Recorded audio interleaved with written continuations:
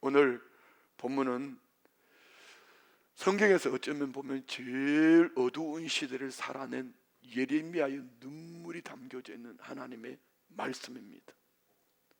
오늘 본문을 잠깐 보면은 하나님은 거짓을 일삼는 유다 백성을 그냥 두지 않겠다는 것입니다.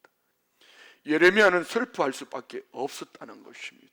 그래서 오늘 보면 18절 봅시다. 슬프다 나의 근심이여 어떻게 위로를 받을 수 있을까? 내 마음이 병들었도다. 내 딸 내 백성이 상하였으므로 나도 상하여 슬퍼하며 놀라움에 사로잡혔도다. 이 말은 예레미야의 말이지만 하나님 아버지의 마음입니다. 내 사랑하는 내 딸, 내 아들, 내 백성이 상하였다. 나도 상하여 슬퍼하며 놀라움에 사로잡혔다.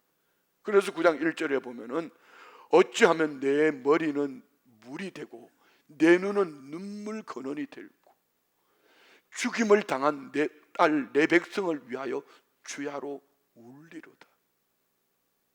내 머리는 물이 되고 내 눈은 눈물 근원이 되고 내가 이들을 통해 주야로 울고 싶다. 이들을 위하여 주야로 울고 싶다. 이렇게 예레미야는 동족들이 당하는 그러한 고통과 슬픔을 자신의 것으로 받아들이고 있다는 것입니다. 그들이 상함을 자신의 상함으로 여기고 그들의 당혹스러움을 자신의 것으로 받아들이면서 이 모든 아픔을 동일시하고 있다는 것입니다. 오늘 우리 한국교회가 예레미야처럼 우리 교회가 창립 52주년을 맞는 우리가 마냥 기뻐하고 축하하고 잔치하는 것에 머무르지 말고 이런 예레미야의 심정으로 우리나라 안에 일어나는 크고 작은 일들을 바라보며 우리가 이런 울림 내 마음 속에 그리고 이 백성들을 향한 우리 중심에 이런 간절함이 있어야 된다는 것이죠. 우리가 주목해야 될 것은 19절과 20절 말씀입니다. 딸 내 백성의 심히 먼 땅에서 부러지는 소리로다. 여호와께서 시온에 계시지 아니한가? 그의 왕이 그 가운데 계시지 아니한가? 그들이 어찌하여 그 조각한 신상과 이방의 헛된 것들로 나를 경노하게 하였는가 하시. 무슨 얘기입니까? 이방 땅에 포로 잡혀가서 예루살렘 성전에 하나님이 계시지 않냐 이 얘기입니다. 삶으로는 믿음으로 살지 못하면서 성전이 지켜준다, 하나님이 지켜준다, 선민사상에 젖어 있는 죄악을 고발하는 것이죠. 한국교회가 이 모습이라면 어떨까요? 단순하게 우리 교회 건물 크게 짓고 우리끼리 모여 하나님이 우리를 구원해 주신다고 이렇게 살아간다면 이 모습이 그 모습 아닙니까? 왜 교회가 연합을 해야지요? 왜 우리 교회가 연합의 중심에 있어야 하지요? 왜 우리 교회가 목자 되어 살려내는 교회가 돼야 되죠? 왜 춘천 성시와 이 중심이 돼야 되고 한국교회를 일깨우는 불이 돼야 되죠? 왜 세계 선교에 앞장서는 교회가 돼야 되며 우리 다음 세대들에게 이런 비전을 전달해 줘야 될까요? 오늘 시대의 변화 속에 물들어 버리는 오늘 예레미야 때의 그 백성들의 모습이 우리 교회의 모습이라면 미래가 없습니다. 다음 절 한번 계속 볼까요? 추수할 때가 지나고 여름이 다하였으나 우리는 구원을 얻지 못한다 하는 도다. 열매 없는 인생이지요. 하나님을 믿는 신앙이 아니라 예루살렘 성전이 있으면 우리는 안전하다. 우리가 어떤 짓을 하더라도 예루살렘 성전이 우리를 보호해 줄 것이라는 헛된 믿음으로 말미암아 잘못된 가치관, 잘못된 신앙생활을 하고 있습니다. 오늘 이 예레미야의 마음 속에 우리 마음이 있어야 될 것은요, 예레미야는 그들을 바라보며 그들의 아픔에 공감했지만 중요한 것은 그들이 당한 심판은 그들의 죄악 때문이라는 사실입니다. 죄를 미워하되 죄를 범한 사람까지 미워하지 말라는 이 말씀 그 속에 담겨 있는 것은 무엇일까요? 우리 그리스도인들이 가져야 될 마음입니다. 여러분은 어떠세요? 국가를 향한 미움을 가지고 계세요? 정치인들을 향한 미움을 가지고 계세요? 이것을 말하기 전에 이 시대의 죄악상을 우리가 가슴으로 끌어안고 울며 회개하고 애통해야 합니다. 그리고 우리는 기도해야 합니다. 모든 정치인들을 가슴에 끌어안고 기도하셔야 합니다. 그들을 불쌍히 여겨달라고.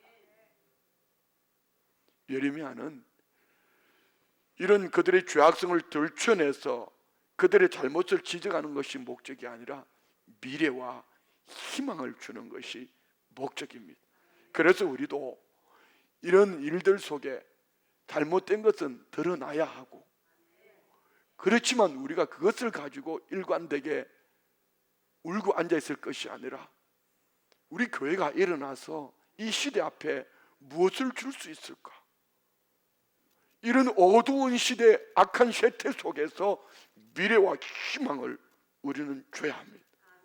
죄를 죄라고 이야기할 수 있는 믿음도 있어야 하지만 예레미야의 모습을 통해서 절망만 선포하는 것이 아니라 희망을 선포할 줄 아는, 여러분이 삶의 현장에서 목자되어 살려내는 희망을 선포하는 믿음의 사람들이 되어야 될 줄 믿습니다. 예레미야 29장 10절로 14절 말씀 보십시오. 여호와께서 이와 같이 말씀하시니라. 바벨론에서 70년이 차면 무슨 얘기죠? 잠깐의 눈물의 때가 있다는 겁니다. 끝이 있다는 겁니다. 내가 너희를 돌보고 나의 선한 말을 너희에게 성취하여 너희를 이곳으로 돌아오게 하리라. 여호와의 말씀이니라. 너희를 향한 나의 생각을 내가 안 하니 평안이요 장이 아니니라. 세상이 깨닫는 것과 교회가 깨닫는 차이는 이것입니다. 세상의 울림과 교회의 울림의 차이는 이것입니다. 세상은 재앙으로 말미암아 아무것도 할 수 없습니다. 그러나 교회는 이 재앙으로 살아계신 하나님이 선포되어질 때 재앙으로 말미암은 평안을 선포할 수 있는 은혜가 있기를 주의 이름으로 축원드립니다. 그럼 우리가 해야 될 게 뭘까요? 다음 절 볼까요? 너희가 내게 부르짖으며 내게 와서 기도하면 내가 너희들의 기도를 들을 것이요 너희가 온 마음으로 나를 구하면 나를 찾을 것이요 나를 만나리라. 할렐루야. 여러분, 기도는 숙제가 아닙니다. 새벽에 기도하고 금요일날 철야하고 이게 숙제가 아닙니다.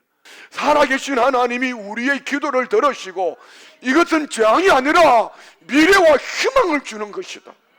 우리가 기도하면 살아계신 하나님이 들으시고 역사하실 줄 믿습니다. 예레미야 33장 2절 3절 말씀 보십시오. 이를 행하시는 여호와, 그것을 만들며 성취하는 여호와, 그의 이름을 여호와라는 이가 이와 같이 이르시도다. 너는 내게 부르짖으라. 내가 내게 응답하겠고 내가 알지 못하는 크고 은밀한 일을 내게 보이리라. 믿으십니까? 하나님 살아계십니다. 마태복음 16장 18절 19절에 예수님은 교회를 향한 비전을 이렇게 선포하셨습니다. 또 내가 내게 이르노니 너는 베드로라. 내가 이 반석 위에 내 교회를 세우리니 음부의 권세가 이기지 못하리라. 이 신앙 고백 위에, 세상을 향한 울림이 있는 이 신앙 고백, 주는 그리스도시요 살아계신 하나님의 아들이시니라, 이 고백 위에 세워진 교회, 이게 진짜 교회라는 것이. 이 교회를 나누게 하는 어떤 권세도, 마귀 권세도 이기지 못할 것이라. 19절요. 내가 천국 열쇠를 내게 주리니 내가 땅에서 무엇이든지 매면 하늘에서 매일 것이요 내가 땅에서 무엇이든지 풀면 하늘에서 풀리리라. 교회는 죄악상을 들춰내서 묻는 것이 목적이 아니고요, 하나님 앞에 기도하며 사랑하며 실천하며 삶으로 다음 세대를 세워가며. 할렐루야. 창립 52주년은 하나님의 은혜 역사입니다. 은혜 역사 속에 여러분들의 아름다운 섬김이 있었어요. 이 섬김 중심에 하나님의 역사가 있었다면 우리가 우리 다음 세대들에게 무엇을 물려주기를 원하십니까? 오늘 말씀을 생각하면서 다 같이 합심으로 기도하시겠습니다.